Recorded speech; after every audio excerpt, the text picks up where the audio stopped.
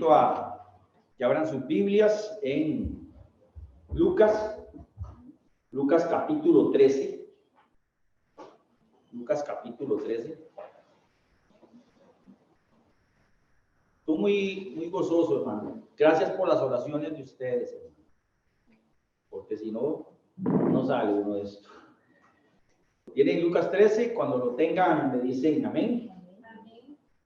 Bien, dice así la palabra del Señor. En este mismo tiempo estaban allí algunos que le contaban acerca de los galileos, cuya sangre Pilato había mezclado con el sacrificio de ellos. Respondiendo Jesús les dijo: ¿pensáis que estos galileos, porque padecieron tales cosas, eran más pecadores que todos los galileos?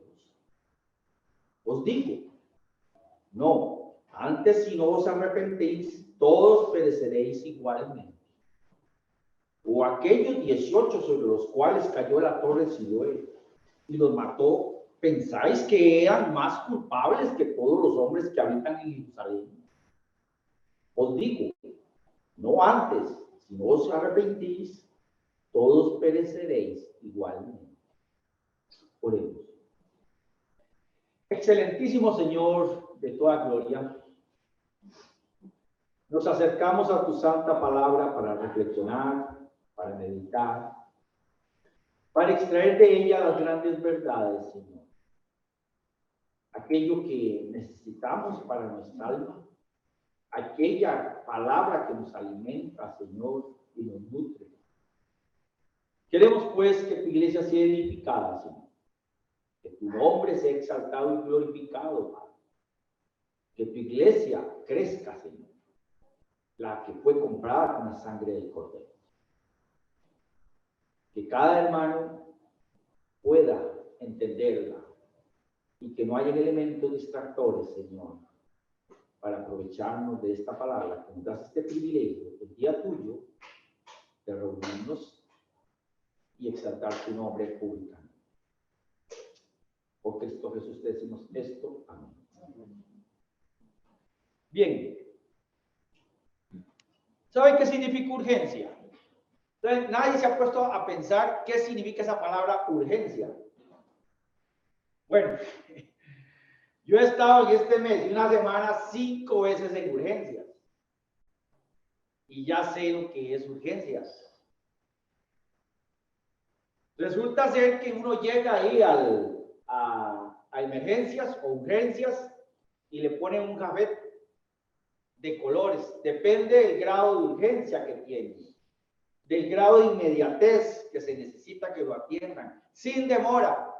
Pues ya la última vez que entré muy mal, me pusieron un gafete ya de otro color y a la media hora me estaban atendiendo. Increíble, ¿eh? A la media hora me estaban atendiendo. Estamos hablando de un servicio público.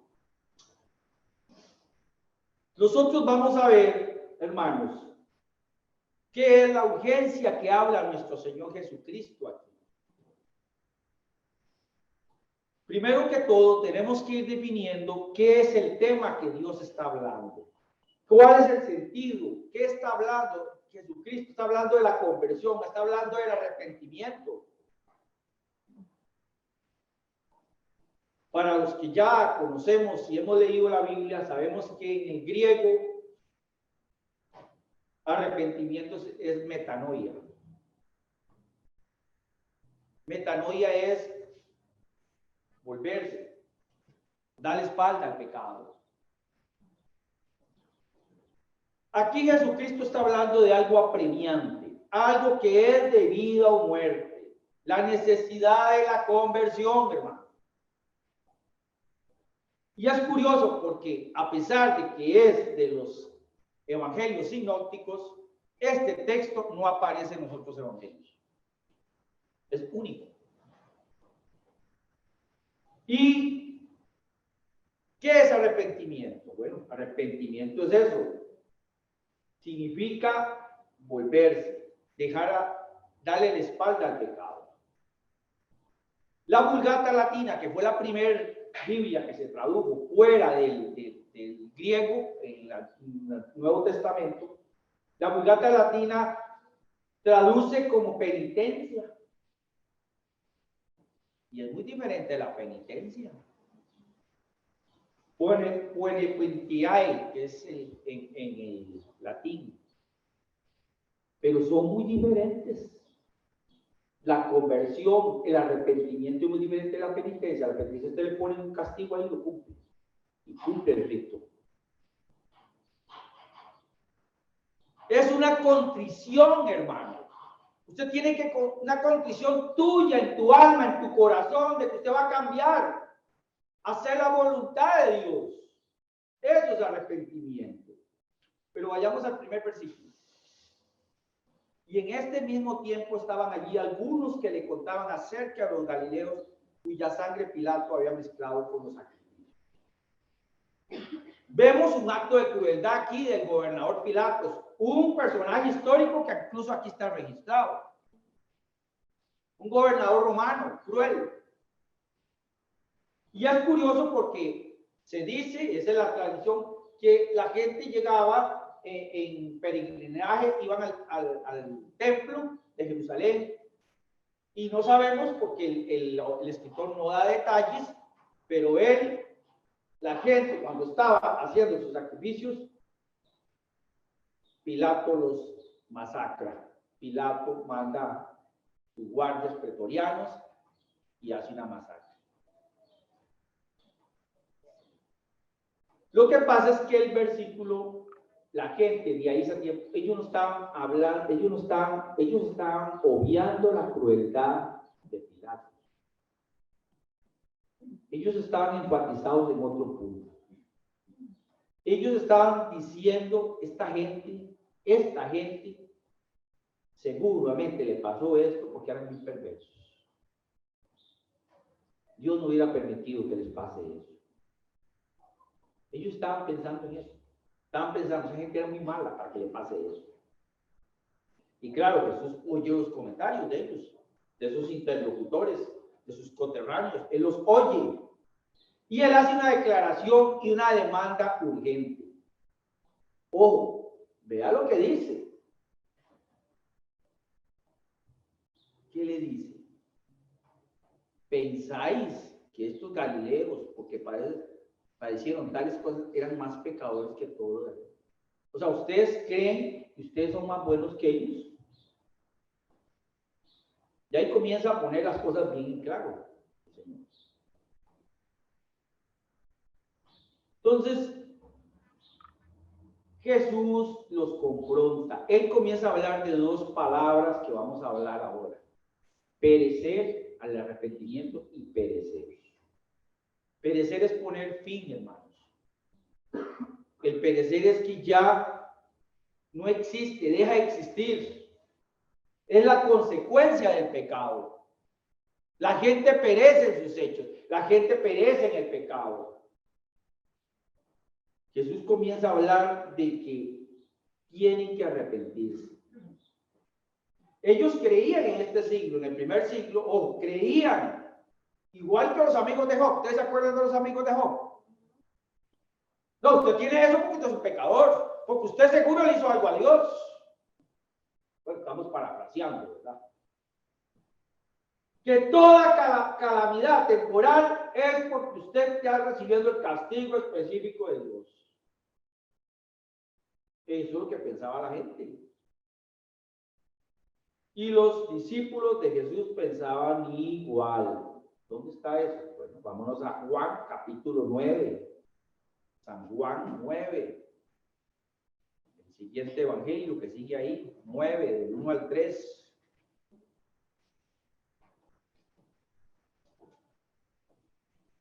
Del 1 al 3. ¿Lo tienen?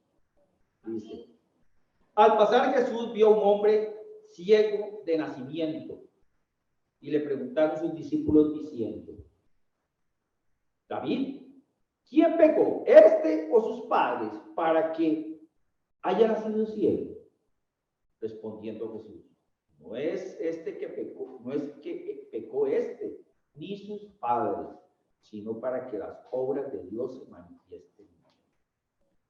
Entonces tenemos claros que ese era un pensamiento muy común. Hasta los mismos discípulos creían eso, asociaban un castigo con el con el asunto de que usted está en pecado y en rebeldía. Ellos iban más allá, hasta le echaban la culpa a los padres, ¿verdad? Lo que pasa, hermano, en todo esto es que no es sabio presumir eso. No es sabio presumir de que usted algo que tiene una persona es porque está asociado sencillamente al pecado, porque tiene un grado de culpa. Hermano, es muy común oír, y yo lo he escuchado y me lo han dicho a mí, hermano, examínese, de un pecado. Eso está muy alejado de la realidad. Muy alejado de la realidad. Conversión. Y os digo, no antes, si no os arrepentís, todos pereceréis igualmente. En otras Biblias se traduce como convertidos. En esta se traduce como arrepentidos. Lo cierto del caso es que la advertencia es apremiante, hermano. Es una advertencia apremiante. Es algo que urge. Y es que el Señor aplica una palabra muy tremenda aquí. Igualmente. Llama la atención eso, hermano. Igualmente. ¿Qué significa? Que si no se convierten, perecerán igual de la manera horrible que esta gente. Y usted me va a decir, pero ¿dónde está eso en la Biblia? Sí, está en la Biblia. Y está en Lucas. Lucas 3, 7. Ese es el último texto que vamos a ver. De Lucas 3, 7 y 8.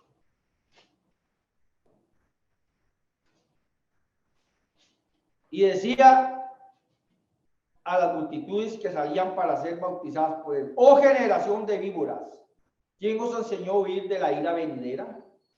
Haced pues frutos de arrepentimiento, y no comencéis a decir dentro de vosotros mismos: tenemos a Abraham por padre, y porque os digo que Dios puede levantar hijos de Abraham de estas piedras. Eso lo estaba diciendo Juan el Bautista. Era bien claro, necesitaban arrepentirse, necesitaban cambiar sus vidas. Y ellos sacaban pecho y decían: bueno, es que nosotros somos hijos de Abraham. Sí, pero eran hijos de Abraham en la parte carnal, no en la parte espiritual. Entonces, existe esa tendencia. Es muy fácil juzgar, es muy fácil justificarse. Vamos al verso 4, porque este sermón no va a durar mucho. O aquellos 18 sobre los cuales cayó la torre, hablando de nuestro Señor Jesucristo, la torre y los mató, ¿pensáis que eran más culpables que todos los hombres que habitan en Jerusalén? Interesante, ¿verdad? La torre de Siloé era suroriental, la parte del muro de Jerusalén, cerca donde está el mismo estanque de Siloé. No lo vamos a buscar. Juan 9, 7. Se da un accidente. Los accidentes de la vida, hermano, son los accidentes de la vida. No busque culpables. Son accidentes de la vida. Mató a 18. Y Jesucristo sabía eso, que ya era corrillos, comentarios, decirlo las cosas que estaban sucediendo en ese tiempo. Pero él deja bien claro que ellos están distorsionando las cosas. Ellos están pensando mal. Y va al grano del asunto, la culpabilidad del hombre. Dios demanda urgentemente el arrepentimiento en todo hombre. El hombre tiene que estar preparado, pero para eso tiene que convertirse. Vuelvo a insistir, son dos palabras claves que tenemos aquí: arrepentimiento y perecer. Y son muy contrastantes. La segunda, hermano, la segunda es la causa, la consecuencia de que si usted negativamente no se arrepiente, va a perecer.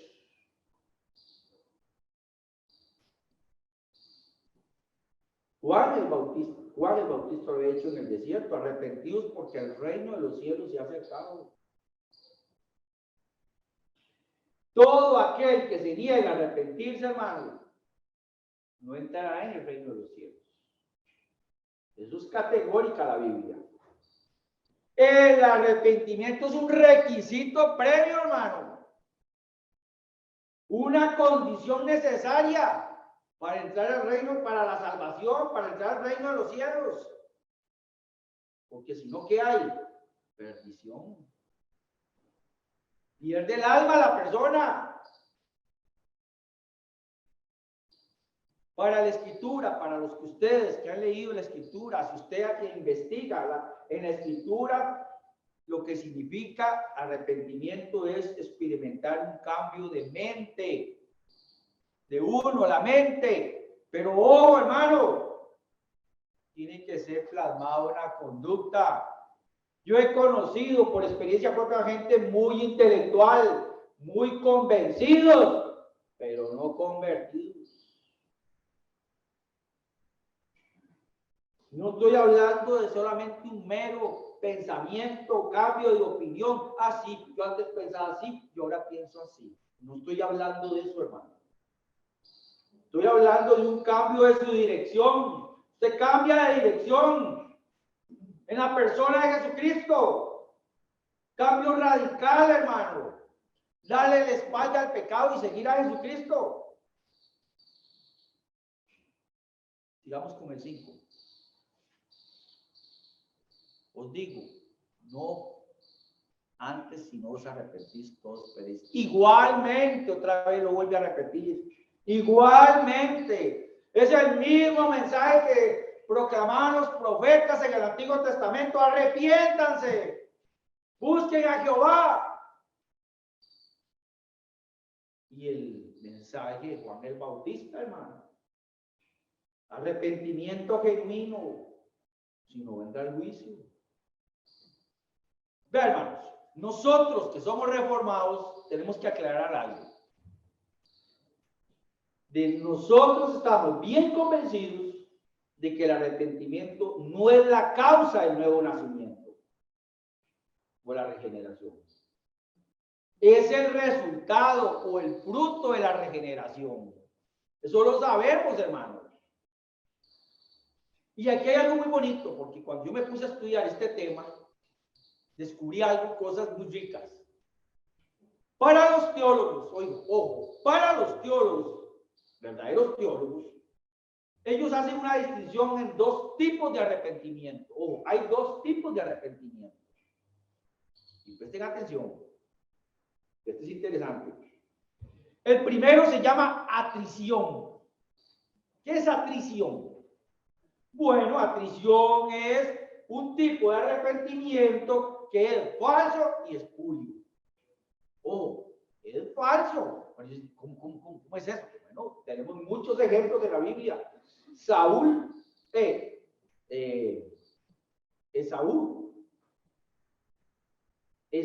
se arrepiente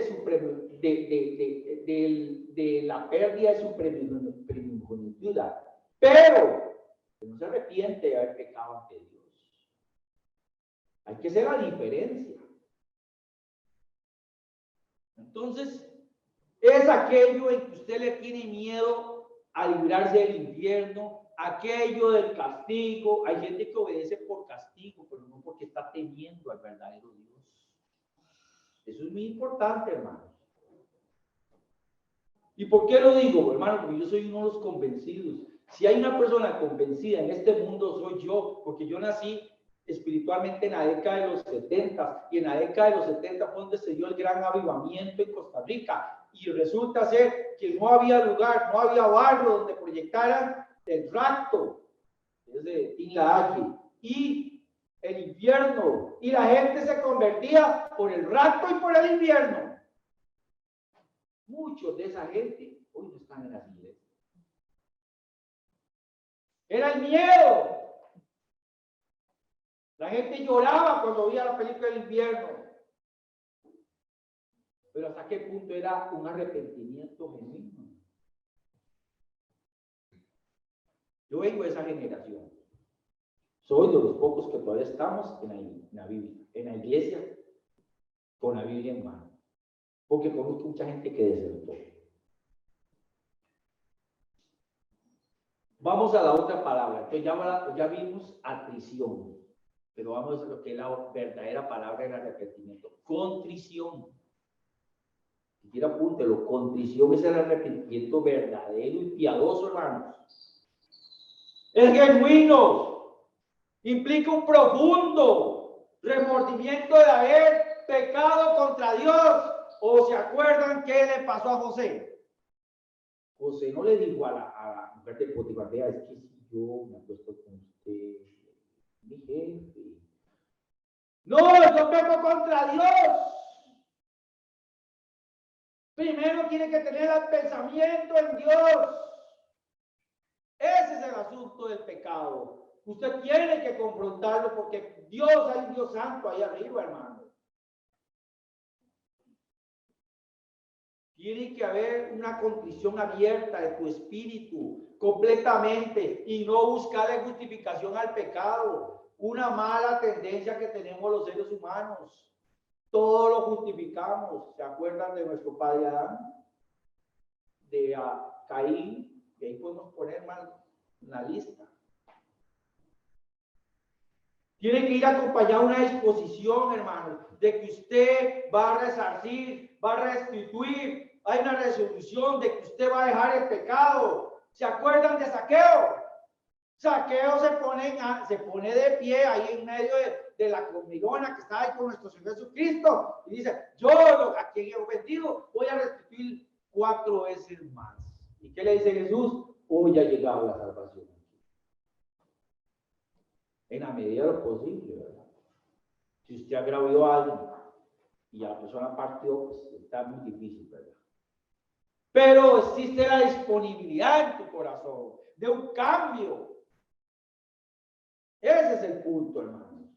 Vemos también el famoso Salmo 91. Aquí no nos gusta el Salmo 91. ¿Cómo se arrepiente David? Eso es una verdadera declaración de arrepentimiento. En un arrepentimiento sincero, hermano. Un espíritu contrito. Porque dice que Dios no desprecia un corazón contrito y humillado. El Señor quiere eso, hermanos. Él en su ministerio, nuestro Señor Jesucristo, estaba preparando a los discípulos para esto. Y la gente que le oía, muchos no eran sus discípulos, pero le oían. Él los estaba preparando para el arrepentimiento. Y voy concluyendo. Y aplicaciones que son importantes para nosotros, hermanos. Hermanos, hay algo muy categórico. Todos somos culpables aquí. Todos necesitamos arrepentimiento, hermanos. Pero también hay que dejar algo muy claro. Las penurias en la vida no significa que ciertas pruebas no sean castigo ordenado por Dios. También tengamos muy claro, porque Dios es soberano. Él puede hacerlo. Él tiene esa libertad. A él no lo limita nada. Pero si usted quiere saber de esto, nada más lea Romanos capítulo 5. La doctrina del pecado original, hermano. 5 del 12 al 21, si quiero lo apuntar. Ahí todos hemos pecado.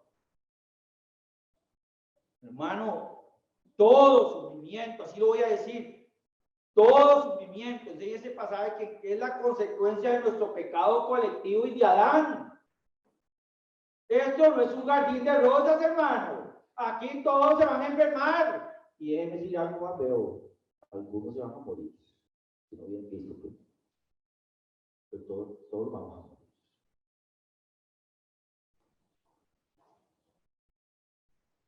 Esto es producto de un mundo caído, hermano. Así que todos somos culpables. Pero quiero decir bien claro esto, hermano. Pero es imprudente, eso sí es cierto. Es imprudente, hermano, e insensible juzgar los sufrimientos de otros que son específicamente punitivos. O sea, a veces le estamos echando culpa. es que usted está pasando eso porque usted es un pecador, porque usted algo la hizo, algo hizo mal. Tengamos cuidado con eso, hermano. Mucho, como ya lo leímos, mucho de lo que sucede es para la gloria de Dios. Bendito sea el Señor por eso. Este ciego de nacimiento era, Jesús lo dijo, era para la gloria de Dios, para que se viera la gloria de Dios. Cuando usted, ahora que vimos Pedro, cuando usted lee Pedro, capítulo 1, del 6 al 7, dice que nosotros tenemos que ser refinados. El oro precioso tiene que ser refinado. Pero hay algo muy lindo, hermanos. Dios nos da garantía de que Él nos sostiene, hermanos. Dios promete perdonarnos a nosotros. Eso es lo más lindo. Él promete perdonarnos. Por eso es que nosotros hacemos esto todos los domingos. Porque confiamos en Dios. Esto estamos hablando de la comunión con Dios. Jesús está dirigiendo a una generación pecadora, la gente de Jerusalén, la gente de Judea y de Galilea, todos eran pecadores, ahí no había nadie inocente. Jesús está dirigiendo a ellos y les está diciendo que necesitan la conversión, pero ellos habían olvidado la ley, habían olvidado las profecías, todo eso lo habían olvidado. Claro, podemos hablar de un arrepentimiento cotidiano. Yo estoy terminando. Usted puede hablar de un arrepentimiento cotidiano para tener comunión con el Padre. Pero aquí el texto lo que está hablando es a los inconversos. Le está hablando específicamente a la gente que no ha arreglado sus cuentas con Dios, que necesitan arrepentirse, que necesitan reconciliarse con Dios. Oye, qué bonito, qué bonito está predicando, porque solo está tirando a los inconversos. No, ahí les voy a dejar unas cositas, hermanos. Vamos a ver, cuando usted ora, usted confiesa, ¿verdad? Si usted ora y no confiesa, tenemos problemas con eso. Entonces nos quedan unas preguntas, hermano. Sabemos, y aquí quiero ser claro, sabemos que cuando hay un pecador impenitente, el juicio de Dios está sobre él y es apartado de la gracia divina. El pecador impenitente es aquel que no se quiere arrepentir. Pero ¿qué pasa con nosotros, hermanos? ¿Qué pasa con nosotros? A ver. Hay un grado de urgencia. Ya la Biblia lo señala. Hay una gravedad. Usted ha pecado contra Dios. Usted tiene que acercarse a la cruz de Cristo. Pero yo le voy a dar unas 3 preguntitas. Y no son muy cajoneras que digamos. Le voy a dar 3 preguntitas. Luego esto termino. ¿Ha ocurrido un cambio fundamental en su vida? ¿Ha dejado a Satanás y se ha ido con Dios? ¿Ha dejado las tinieblas para irse a la luz? ¿Vive usted en santidad? ¿Ha dejado el pecado por la santidad? ¿Me he arrepentido? ¿Me he arrepentido verdaderamente y pongo mi vida, mi realidad y mi confianza en Dios? Y la última, que es la más dura. ¿Soy convertido? Porque leímos el pasaje en la escuela dominical de la cizaña. En la iglesia no todos son salvos, hermanos. Hay gente que finge muy bien. Entonces, sí está dirigido para la iglesia. Se ha convertido. Es cierto, el pasaje hace énfasis en el inconverso, que debe arreglar sus asuntos con Dios. Pero usted y yo somos agentes de reconciliación. Cuando usted tiene un amigo inconverso, insístale en que se arrepienta. Hoy fui al cajero y estaba un hombre ahí hablando de que hasta que él se enfermó buscó a Dios y ahí está con un papel pidiendo plata y que él buscó a Dios hasta que la vio bien fea. Pero yo le pregunté, ¿usted ya se arrepintió? Y la respuesta no fue como muy convincente. Es interesante eso, hermano. Usted tiene que insistir en eso. Porque es urgente. Urge. Son almas que se pierden. Y examinarse uno, hermano. Bien, oremos. Padre Santo que estás en los cielos.